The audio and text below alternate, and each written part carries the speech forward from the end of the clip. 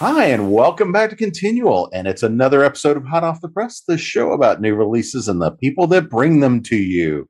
I'm your host, Jim Nettles. And before we dive into the fun tonight, let's see who all is bringing in things to add to that to-be-read pile. So, Joelle, if you would go first, please. Sure. Hi, I'm JD Blackrose, also Joelle. I answer to everything. And I'm here today to talk a little bit about Demon Kissed and Fake Cross, the first two novels in my new trilogy. Patrick? I am Patrick Dugan. I am the author of The Watchers of Asteria, which Pistols and Potions just came out on the 1st. Adam? Hi, I'm Adam Gaffen. I'm here to talk about a couple of books. There's Into the Black, which is directly behind me, and then we have The Ghost of Tantor, which is to either side. I'm a science fiction writer. Shane? I'm Shane Morton. I write LGBT fiction, romance, and mystery. And I just had a book released today called The Boy Is Mine, which is a part of the All-American Boy series. And I had a book released a couple weeks ago, which is Sailor's Strangulation and Sunscreen, which is a part of my Drag Queen Mystery series. Those are always fun. Nancy? I'm Nancy Northcott. I write the Boar King's Honor historical fantasy trilogy for Falstaff Books, and I'm launching a new series, the Merlin Club, which ties into those books. Gerri? You're on mute. I'm Gerri Russell, and I write Scottish historical romance, and I'm here to talk about my new series, The Guardians of the Isles. I have two books that I'm going to talk about tonight. And Sarah? Hi, I'm Sarah J. Sover. I write fantasy crossovers, and I'm here to talk about Fairy Godmurder, which just released from Falstaff Books, and it's the first in my Fractured Face series of noir fantasy. So let's find out about these new releases that are coming out this evening. So, JD, would you like to give us a bit of a rundown on the second book? Sure. So Demon Kissed is the first one, and Fake Cross, the green one, and green and purple one with the sexy shirtless man, is the second one. And it's the continuation of the main character's adventures. Her name is Bex. And in this book, Bex is in search of her trainer, the person who can teach her how to get control of her summoning abilities, because her lack of knowledge is really getting her into hot water. So, it's just continuation. And then the third one, which is called Hellbound, will be coming out in about a month. Patrick? I just published The Pistols and Potions, which is book 2 of The Watchers of Asteria, which this would be book 1. It follows the adventures set that started in of Cogs and Conjuring. So Victoria takes the reins for this book. She is my wise, cracking alchemist who, unlike the author, her mouth gets her in a lot of trouble, because that never happens to me. So never. So she's hunting down a drug that is being used to hypnotize animals so that they can be forced to attack people. So that's where we're picking up in this book. Adam? So, like I said, I'm a science fiction author. I write a LGBTQ inclusive series called The Cassidy Chronicles. And Into the Black is my first anthology in that universe. And it has 11 stories, and they range from time travel to aliens to a noir mystery, if you can say that, as about a science fiction story, to a teenage rom-com story, to a really ridiculous little flash fiction rom-com. And it's a lot of fun, and I'm excited that it's coming out. The early reviews have been, I love my early reviewers. And how about the Ghost of Tantor? And I know you've got the special edition behind you as well. Yes, the Ghost of Tantor is going to be a spin-off series in the same universe, taking some of the minor characters and sending them off on their own missions, deep space exploration. And there are going to be 2 editions. The special edition has 2 extra stories tucked into it, and it's only going to be available in print. because I love the cover. I absolutely love that cover. But I also love this one. And so the one with the blue one is going to be available in ebook as well as the print, but the one over here is only going to be available in print. Shane, I know you've got a couple as well. Yeah. So the one that released today is a part of the All-American Boy series, which is a multi-author shared world that takes place in Stony Brook, Maine during the Tall Ships Festival. And it's a small town LGBT romance series with some really great authors involved. I believe there's 8 books, I think, in the series. Maybe 9. I think there's 8. My book is called The Boy Is Mine. It is a kind of a send-off of the 80s teen comedies that I grew up on. It all revolves around a bet that's made in a bar and how that bet winds up affecting 2 people who actually have a really bad history together and wind up, of course, falling in love and getting a happy ever ending. And then my Sailor's Strangulation and Sunscreen. Those titles are always so hard to say. In the Drag Queen Detective books is the 5th book in the series, and it takes place on a cruise ship up the West Coast. And of course, there is a murder that happens in the VIP suites, and my drag queen detective, who is really trying to be completely incognito and be himself on this vacation, just finds out that he really can't because there's a murder to be solved. And of course, Vicky Dean has to be the one to solve it. So that's it. Nancy? The Merlin Club is an origin story that kicks off the rest of the series. It's all novellas, and the first 3 will tie into the same periods as the Boar King books. And the Merlin Club features some of the characters who appear in the Herald of Day. And in the story, an English wizard, or gifted as they call themselves, overhears a plot to kill James, Duke of York, the heir to the throne and brother of Charles II.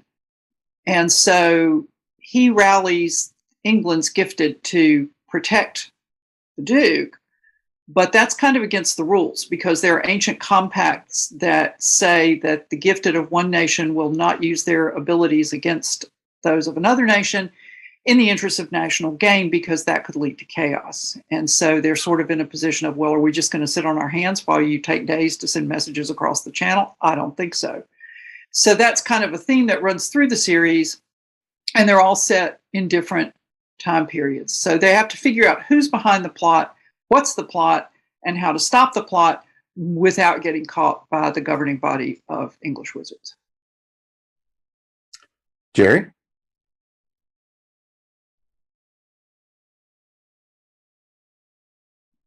Sorry. I need to really get in with the tech here, you guys. This is the first book in my Guardians of the Isles series. It's called The Return of the Heir. And it released February 24th. And I set this series 3 years before Culloden, and it's a big mixture of a clan family with a little bit of mystical and magical in the form of the fairy flag.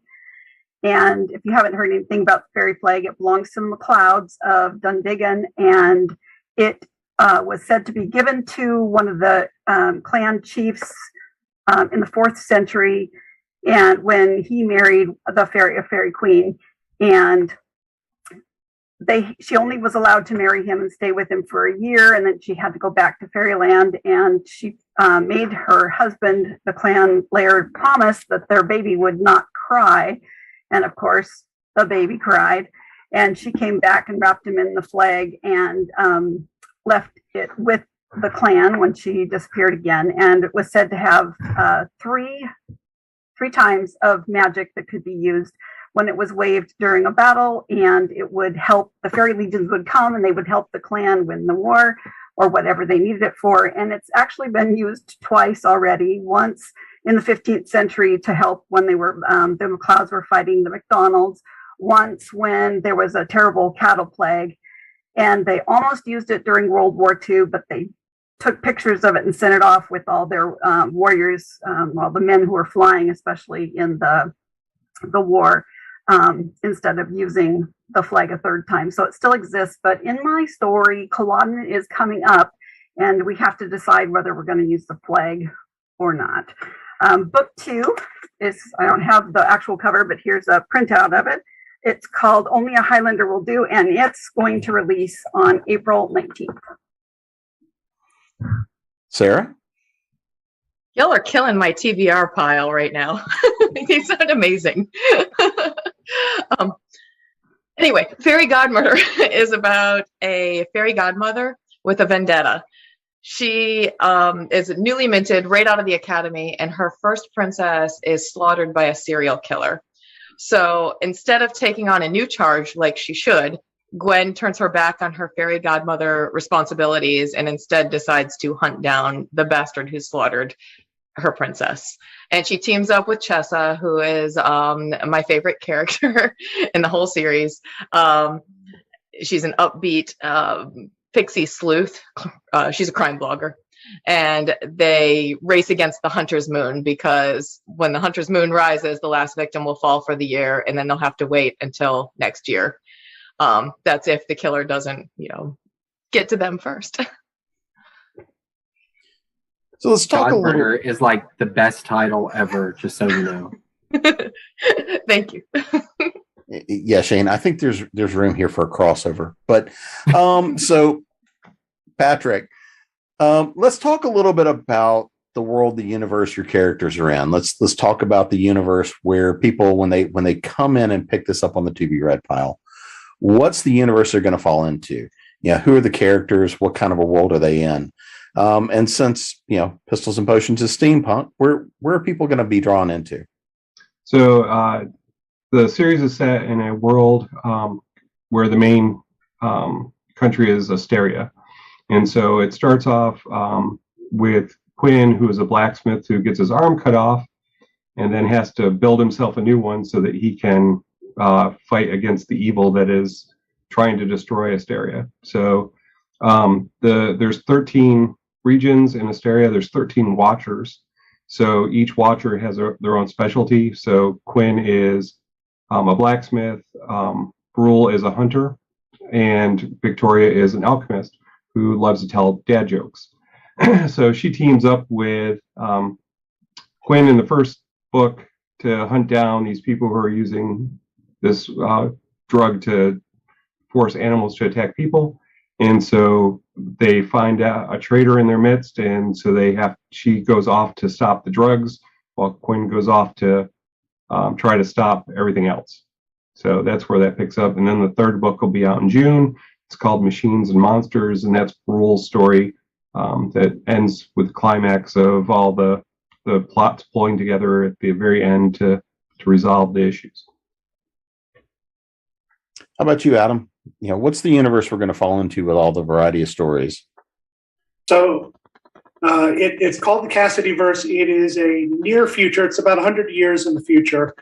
And I know people like to say, post-apocalyptic or dystopian, when you talk about things like the United States breaking up. But it didn't happen. It didn't happen that way. It broke up, but there wasn't any massive war, and so life has continued as normal. The main characters are Kendra and Ayanna Cassidy, and married couple.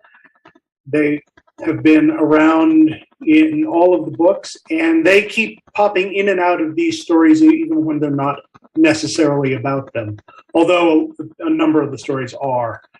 And it's set from before the start of the series to well after the start of the series. I'm trying to fill in some of the gaps because it's 5 books, it's 600,000 words, right?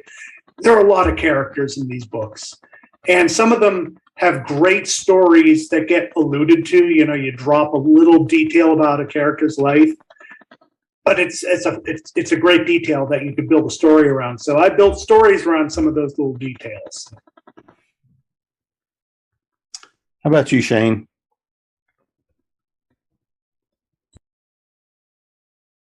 There we go. I couldn't get it to click. So it is the All American Boy series is a small town romance. Mine is what I would call sweet with heat, because it is a sweet story, and it's about a man who comes back to his hometown after being away 3 years at university in Los Angeles, and he comes back to Maine because he hasn't come home in all this time, because he's never really gotten over, though he's tried, kind of some past trauma that happened to him when he was a freshman in high school. And one of those perpetrators was a person 3 years older than him that was a senior, called Owen Thompson. And he had a major crush on this person, of course, before this happened. And they come back, and on a softball field, as that's what happens in a small town. You're playing softball. They, see each other, recognize each other, and know that the right thing to do is just to move on, right? And then Owen and his friends make a bet that he can't get the next person to fall in love with him in a week that walks in the door. And of course, that person is his nemesis, the person he treated really badly, and he knows he doesn't have a chance. But what he doesn't know is this guy has, Devin, has always still secretly harbored his crush and wondered what was happening with Owen. So the two of them find a way to move past all of their trauma from before. And then, of course, it's a bet.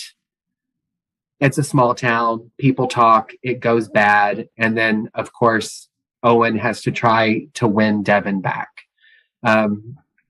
It's all of the stories in the All American Boy series all take place in the same small town around the same exact week. And there is, some small crossover and stuff, but I would imagine that all the stories follow that kind of sweet with heat aspect to them. So,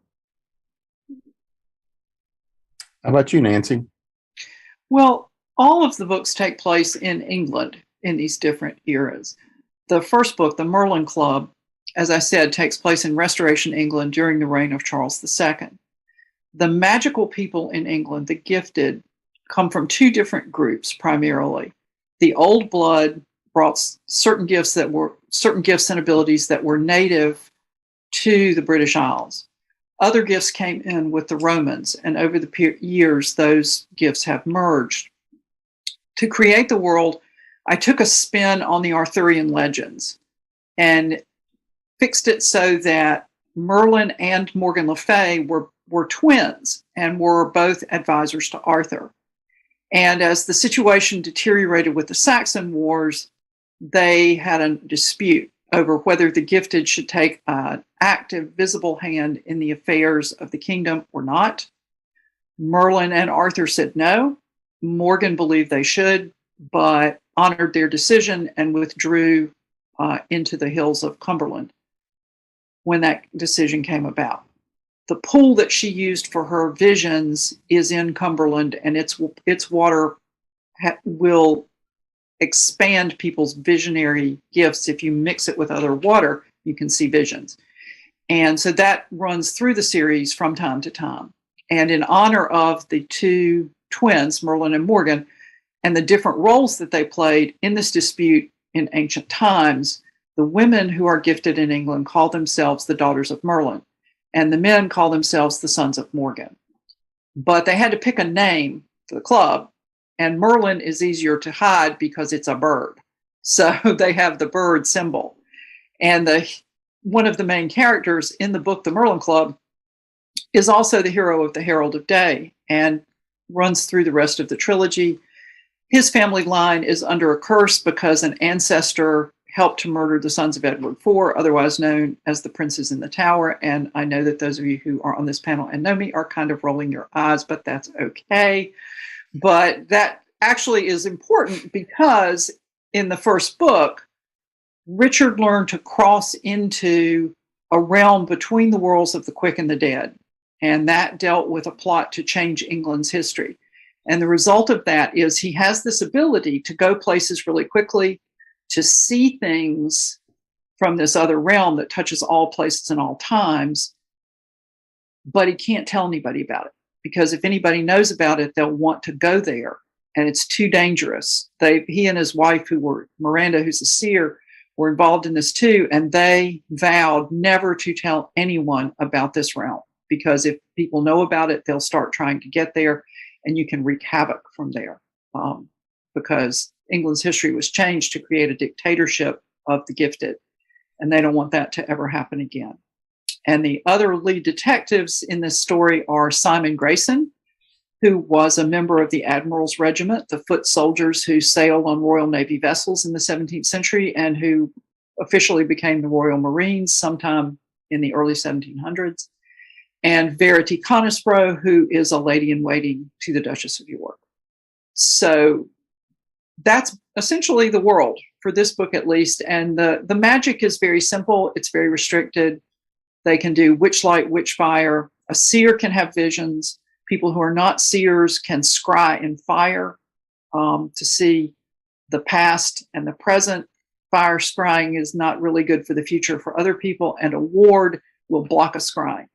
Only a seer doesn't have to scry. As the saying goes, a seer need not scry to see what is, what was, and what will be.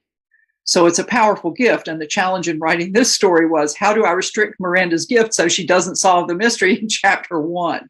And that was kind of fun to play around with. So, it's fun to construct the mystery in the world, and I hope people will enjoy it.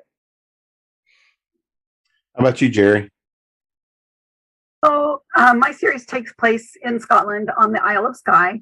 And if you've ever been there or anywhere around Scotland, you know that it's already filled with lots of mist and magic.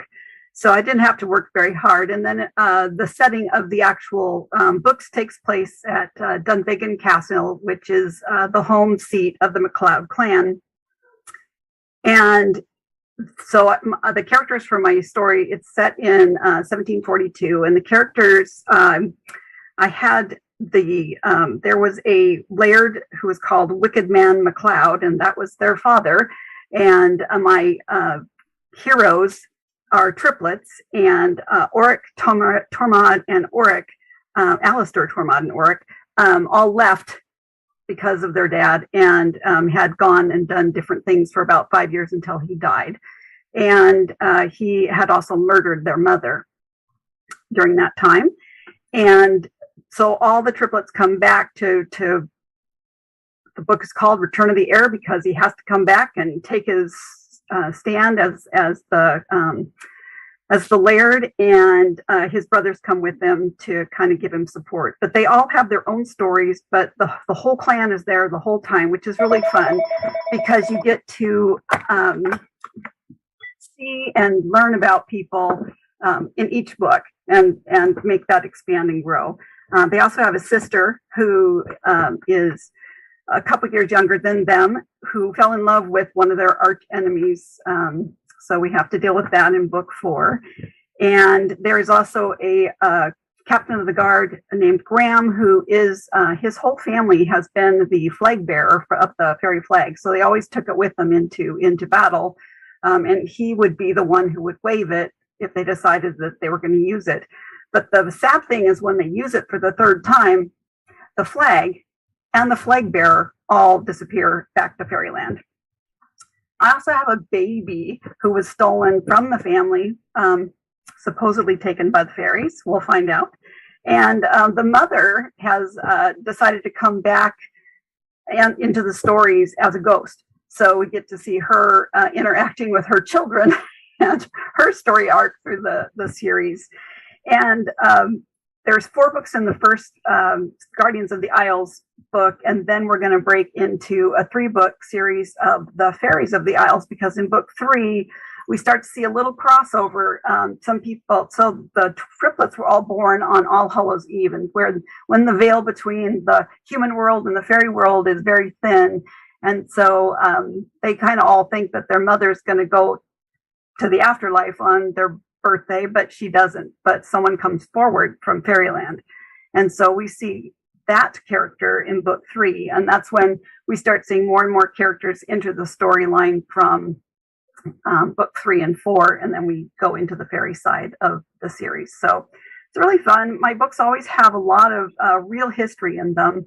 I try very hard to get it right and to really kind of sink the reader into that time period, and using as much as I can of real history. So with creating fiction as well, but trying not to put too many footsteps on history.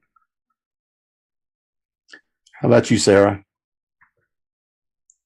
So I've got a Fey realm layered on top of modern day Boston for Fairy Godmurder. There's really a Fey realm layered on top of the entire world, but there, I'm trying to decide how detailed to get here because a long time ago, there were treaties that were made between the Fey and humanity.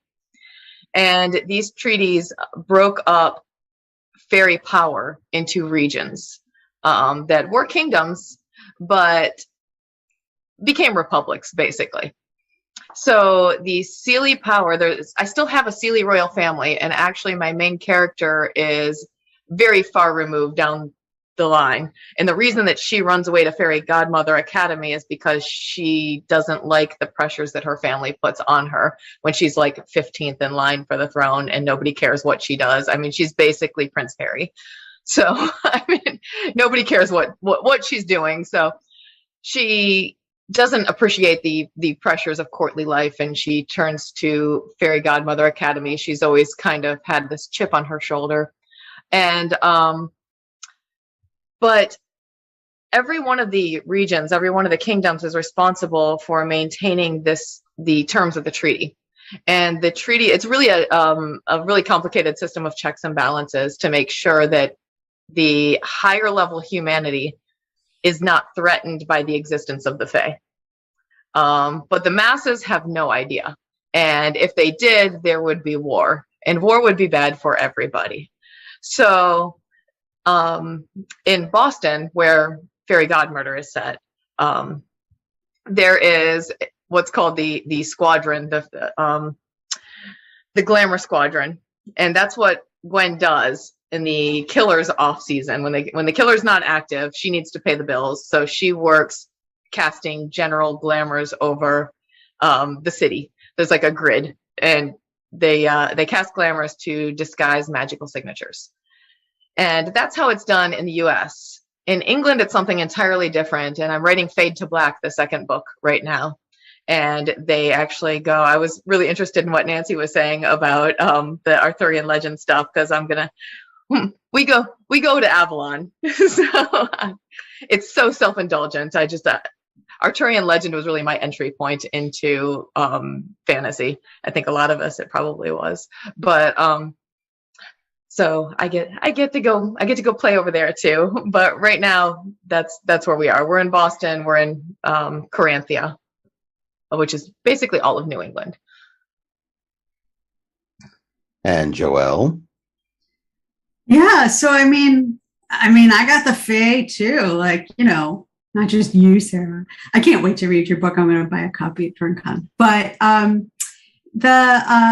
the thing that you have to know about Demon Kissed is that, it's urban fantasy with a touch of paranormal romance. And so I live in Cleveland. So it takes place in a fictional Cleveland. It takes place in Smoky Point, Ohio, which absolutely does not exist, and is very loosely based on Cleveland. Like the weather is based on Cleveland.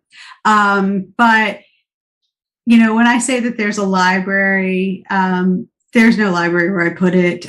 So I just used it as a base. Like it's based on on Lake Erie. And I use that, a lot, and sort of like what the shoreline looks like in the mansions there. And so, but because it's based, on a real city, I'm sort of lucky in that I can, avoid world building where I really don't need it. So, for example, if I say she goes into a drugstore, she goes into a drugstore. You know exactly what that looks like. I don't have to describe that. But I spend a lot of time trying to make sure that the world feels very real and that all the side characters feel very complete and full themselves. So that's one of my most favorite things is Bex is a summoner. She's a summoner born. She has a mark on the inside of her wrist that marks her as such. It's one of, she doesn't even really know anybody else who has this power. And it means that she can summon entities and immortals on behalf of a client who needs a favor or information. So by the time you get to Bex and are asking her to do something, you are desperate, right? She is the end of the line. And in the first book, some things go wrong and she winds up bartending in a Fey bar and she's a terrible bartender and it's really pretty bad. And she meets a character named Pinky, who is my favorite character. I don't know, Adam's nodding. I don't know if he's your favorite, but he's mine. And he's a 6 foot tall fairy with pink wings. And she meets him when he's all slumped over a little thimble of honey mead in the bar. And there are all these other characters that sort of inhabit Beck's world. And in Fey Crossed, sort of the big thing that's happened in Demon Kissed has been taken care of, but there's a bunch of loose ends. And one of them is that she realizes her lack of formal education in summoning is hurting her. And she really needs to find the trainer she used to have, who is, since disappeared. And meanwhile, the Oberon from Fairy and also Denizens of Hell are keeping a very close eye on her. And she's trying to figure out why all these entities of power are so interested in one untrained summoner in the middle of Smoky Point, Ohio. It just doesn't make any sense.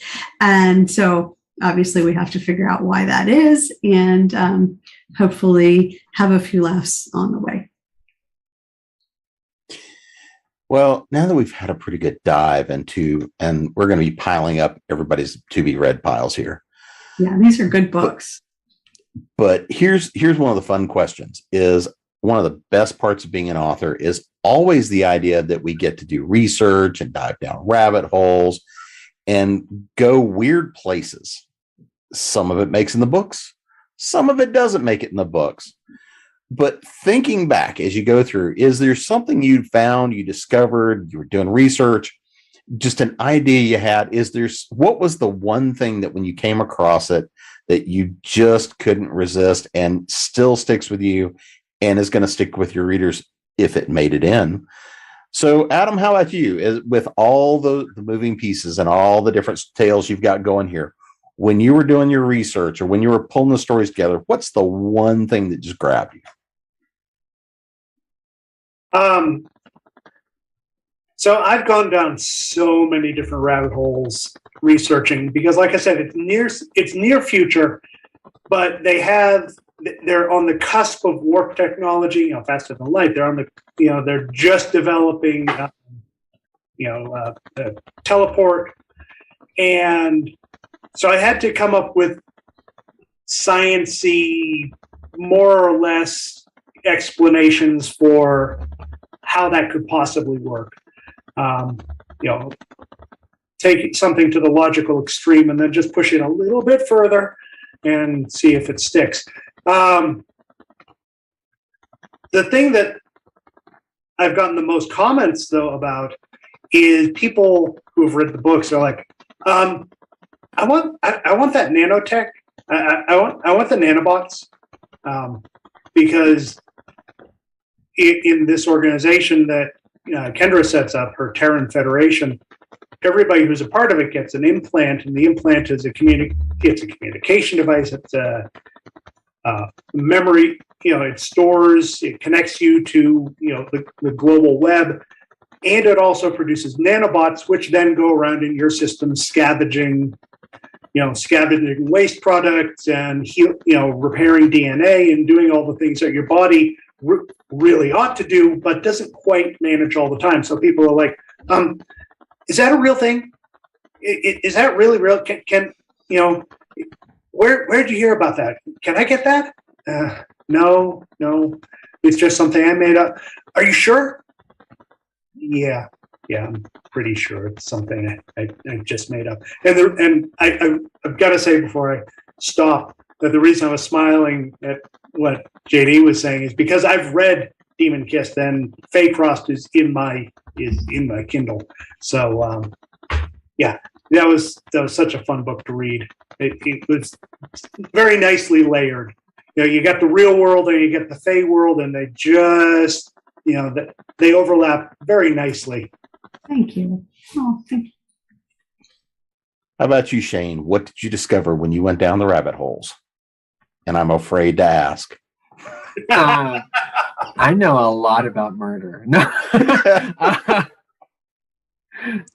I'm your guy if you have any questions. No, I literally have watched and learned more about blood splatters, stabbing, strangulations, choking, drowning than I ever wanted to know.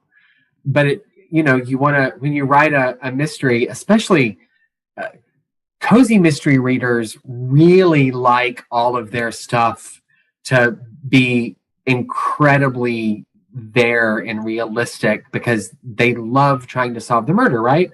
So just making sure that I learned a lot more than I wanted to know and saw more things that I will never forget. But I think all mystery writers can probably say that. I think for The Boy Is Mine, I just went down an 80s rabbit hole, re-watching movies and listening to music that I already loved was not really hard to do.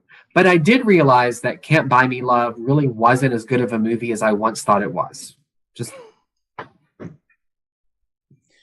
Yeah, I don't know which one of those is the more dangerous rabbit hole, falling back down 80s or, well, every good writer needs to know their blood splatter. Just saying. For sure. And, the drag queen stuff I already had, so I didn't need to really go down that hole. Wait, I have to just jump off really quick. And I'm totally breaking the rules because I'm not talking about the other one of these books. But I write a series of novellas called the Zombie Cosmetologist novellas, in which my zombie, who's also a cosmetologist to the stars, has to solve a variety of murders. And I called the Cuyahoga County medical examiner's office to ask him, and I was so embarrassed. Like, I was sitting at my kitchen table and I could feel, and no one could see me, like the blush just crawling up, because I'm like, I need to know what kind of saw cuts through a human femur. And I swear to God, I'm not a murderer. Can you just tell me what kind of saw cuts through a human femur? And he was like, a tree saw, anything. Like, he just starts answering my question. So in the fourth novella, which is coming out soon, so I guess it's sort of a new release, Pros and Cons, I called to ask about drowning. And I said to him, so I'm calling to ask, again, remember me, the writer, right? And I said, I need to know something about drowning. And he goes, well, we just had a torso come in recently. Are you confessing? And I was so taken aback that I forgot to ask all the important questions of, like, just a torso? Where were the legs? Was the torso outside? Was it inside? What do you call a torso? Is that like at the waist or is it the hips? Like, I had so many things that I thought of when I hung up later. And I was like, why didn't I ask him those questions? Did the torso have a head? It can't really drown if it doesn't have a head. I didn't ask. I completely missed my opportunity to ask about the real life torso. And most importantly was it outside? Did it have any organs left? Because animals eat the good stuff. And right, like the liver's gone. Yeah. So I forgot to ask all those. I mean, I did get the questions answered about drowning, but I was so flustered. So yes, chief medical examiners are very helpful, but they have crazy senses of humor to do their jobs. And now they've blocked your phone number on. And now that's it. I'm on do not answer. Right? No, having somebody on quick dial. No, what he really did, actually, he asked me to send him a copy for his wife. His wife wanted to read it. Oh. Nice. Hashtag true story. And much cheaper than the defense attorney. So much. Oh my God. So Nancy, how about you? What rabbit hole did you fall down other than the twin or other than the princes? Well, that's the first trilogy. They're not really big in this new series. But I thought I was going to fall down a rabbit hole because I was looking at things that happened during the later reign of Charles II, because I wanted this to take place a few years after the Herald of Day, which was 1674. And so I ran across the Popish plot. And as a history major who took the English history sequence, I was like, I've heard of that before. And what it was this total reprobate named Titus Oates, who spread rumors in London that a lot of people caught on to, because this was a time with a lot of turmoil with Catholicism and Protestantism. There was a lot of tension. The Catholic powers were seen as England's enemies, and there was some suspicion that Charles II might not be really entirely Church of England. And Catherine of Braganza, his queen, and James, Duke of York, his brother and heir, were both Catholic. So Titus Oates got a lot of people to believe that James and Catherine were plotting to kill Charles and supplant him with James. Now, aside from the whole religious question, there's the fact that Charles II could not, shall we say, keep his breeches buttoned. He had many, many mistresses and an armada of illegitimate children, all of whom he gave titles, which was a little expensive for the country, but okay. Meanwhile, Catherine of Braganza had no children. And so his infidelity, his flagrant infidelity, was sort of seen as a motive for murder, or at least in my book, it's sort of seen as a motive for murder. And then, James is the heir in waiting. Never mind that Oates was a total disaster, but this got some currency for a while. And I thought, well, great, I'll build the whole story around this. It'll be wonderful. And then I got to the part about most people who were in the position to do anything about it didn't believe it. So I thought, well, that's great. So it just became the jumping off point for the story instead of the fun rabbit hole that I thought it was going to be. But the Merlin Club itself was born out of a rabbit hole in the Steel Rose, because that's Napoleonic Wars. And I thought, if you were English and you had magical powers, you would do what you could to help stop Napoleon, even if you aren't supposed to. And you would do it with other people. So you need a secret club. And that's how the Merlin Club was born. That was not the rabbit hole, just Waterloo as a rabbit hole. I really don't recommend researching the Battle of Waterloo unless you have a lot of time, because one thing leads to another thing, which leads to another thing, which leads to more other things. And there are whole bunches of people who love Regency England. RWA, Romance Writers of America, has a whole group of people called the Beau Monde who immerse themselves in this period. And then you have all the people who like to do reenactments for the Battle of Waterloo. Reenactors are like cosplayers on steroids, and they know everything about the people they are reenacting. And that was my rabbit hole, because I thought, I'm going to screw something up. There's too much here. I can't possibly get it all. And one of those people will notice it and spread the word on social media that I'm an idiot. I mean, knock wood, so far that hasn't happened, but that was a bigger rabbit hole. And the Merlin Club, despite my desire to find a rabbit hole, didn't give me one. Yes, but if they're spreading that word that you're an idiot, they're still spreading the word. They'll buy the books. As long as they buy the books, as a friend of mine said, they can call the book Fred Mows the Lawn if they buy it. It's those blue epaulets. It's the blue. Anyway, Gerri, how about you? What rabbit hole did you dive into? Well, since my castle that I'm, basing on this family, I had to know everything about it. So it's kind of funny that the castle, the way that it exists right now, did not exist in the 18th century. So I had to go down and research, blueprints and looking for build some building things and trying to figure out, what exactly they added and how they changed the rooms. And one of the parts of the castle, they were not all there was 7 buildings. They weren't connected. They're all connected now with all these false fronts and everything. And so I had to kind of reconstruct what the castle looked like. And that's a lot to hang on to. So I started drawing all these pictures of what the castle looked like and where the well was and where the old wall was and then where the gardens were and then, and then where the jetty is and how the water flows into the, Lake Loch Dunvegan. And I have this huge map of my location that I've all hand drawn so that I can know where everything is. And it took so much time, but I figure I'm going to be writing 7 books in this location. So it's kind of not time lost, but I spent probably a lot more time than I should have. And it was during the dumpster fire of the last couple of years that I really should have just hopped on an airplane and gone over there and done a lot of research in Scotland, but I couldn't do that. So I actually sent an email to the caretakers of the castle because it was closed. Nobody could go visit it. And they were so bored because they were only coming in like once or twice a week just to check on things. They actually had a great time conversing with me about whatever I wanted to know. What does the dungeon smell like?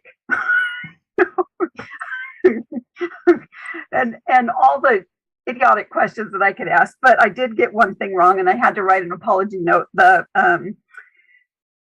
entrance of the castle is different too. And they used to actually enter, which makes perfect sense. They used to enter on the water side, coming into the rear courtyard and going up these stone steps. And I was like, how did they get the horses up those steps? Because they're always wet. I mean, I live in the Pacific Northwest, and around water, everything has got moss on it and it's all slippery and it's just impossible. So I'm like, I don't know how they got their horses in, but that's where the castle gate was. So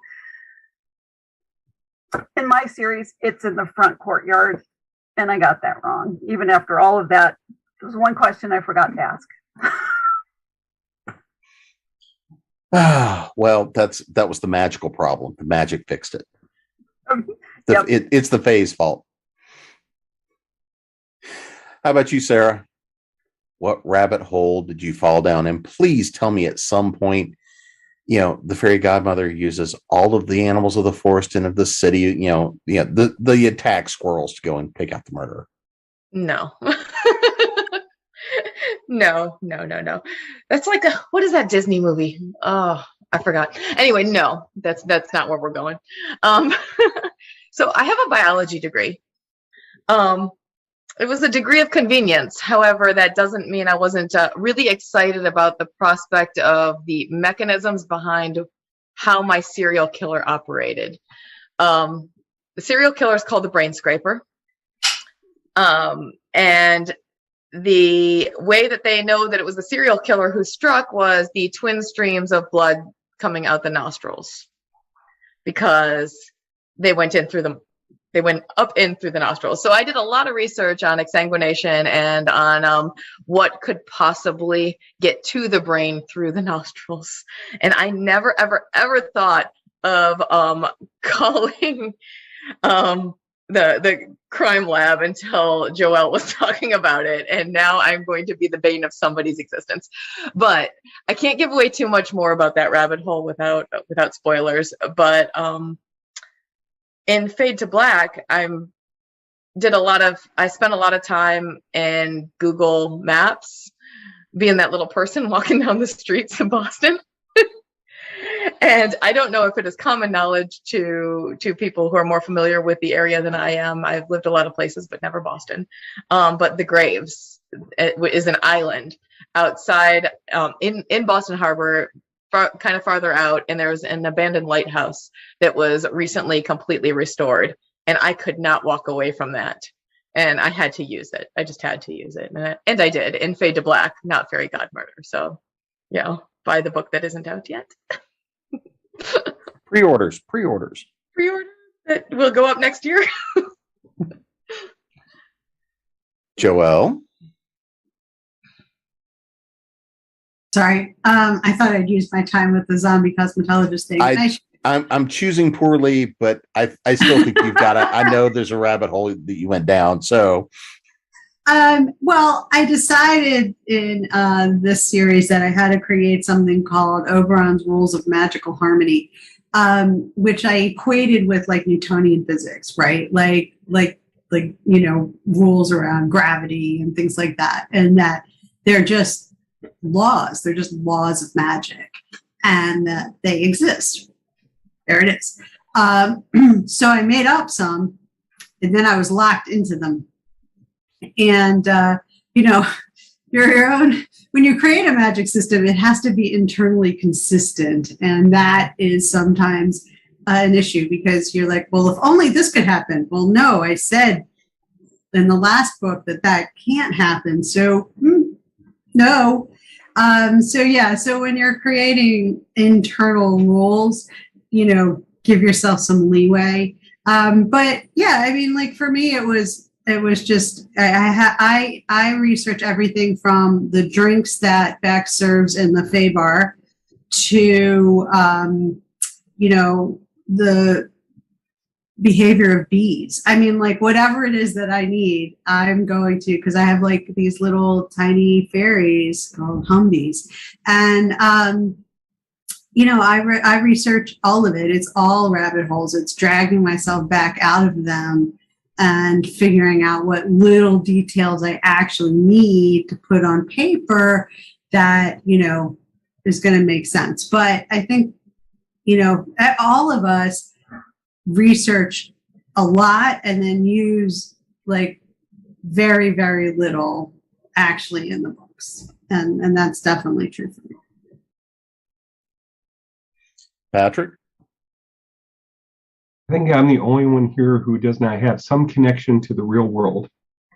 So, yeah. I'm not going to comment, but it's a happy place to be. So, Quinn from the series is a blacksmith, because we watch way too much Forged in Fire. And so I was watching these guys. I'm like, I wonder what happens if you are a blacksmith and you don't have an arm. So that's where the story kind of came from.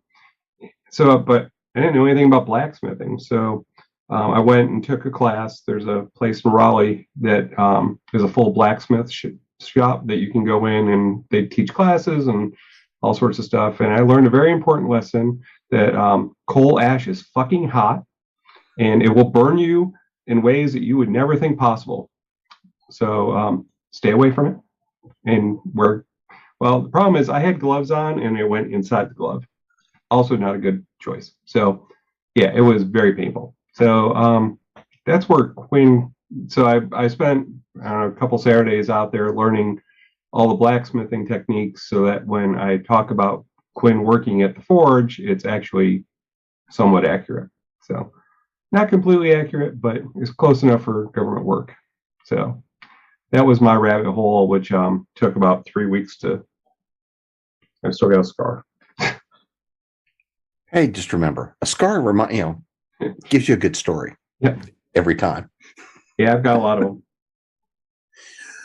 Well, everybody's got a lot to stack up on their to be read pile. But before we get out of here, let's make sure everybody knows where to find you, how to pick up these copies and add them to that stack, and of course, how to come stalk you on cyber, on the webs, that place, the digital place, those social medias and all that kind of good stuff. So before we get out of here, Miss Sover, if you would like to go first.